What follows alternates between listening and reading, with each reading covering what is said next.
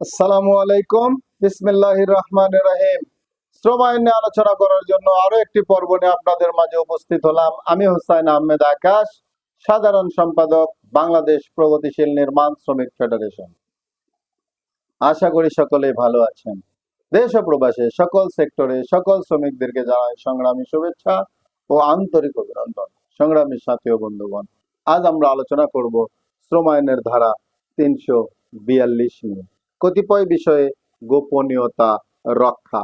এই আইনের অধীন কোনো রিপোর্ট, সিদ্ধান্ত, রোয়াদাত অথবা রায়ে কোনো কর্মকর্তা, কর্তৃপক্ষ, সালিশ, মধ্যস্থকারী, শ্রম আদালত বা ট্রাইব্যুনাল কর্তৃক কোনো ট্রেড ইউনিয়ন সম্পর্কে অথবা কোনো ব্যবসা বাণিজ্য সম্পর্কে তদন্ত বা অনুসন্ধানকালে প্রাপ্ত এমন কোনো তথ্য লিপিবদ্ধ করা যাইবে না, যাহা তাহাদের সম্মুখে পেশকৃত সাক্ষ্য ব্যতীত পাওয়া যায় না।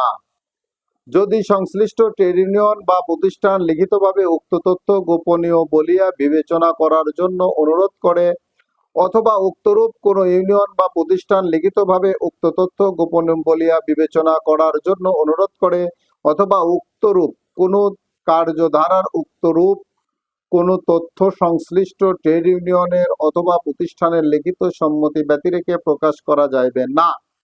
তবে শর্ত থাকে যে এই ধারার কোনো কিছুই ফৌজদারি দণ্ডবিধির ধারা ১৯৩ এর অধীন কোনো ফৌজদারি কার্যধারার উদ্দেশ্যে উক্ত রূপ তথ্য প্রকাশের ক্ষেত্রে প্রযোজ্য হইবে না।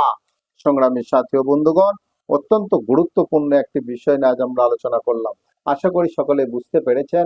দেশের প্রচলিত আইনের প্রতি শ্রদ্ধাশীল হয়ে এদেশের সকল শ্রমিক এবং মালিকগণকে শ্রম আইন মেনে চলার অনুরোধ রেখে সকলের সুস্বাস্থ্য দীর্ঘায়ু কামনা করে আমার নিজের জন্য দোয়া চেয়ে নিয়ে আজকের পর্ব এখানে শেষ করছি। আসসালামু আলাইকুম। আল্লাহ হাফেজ।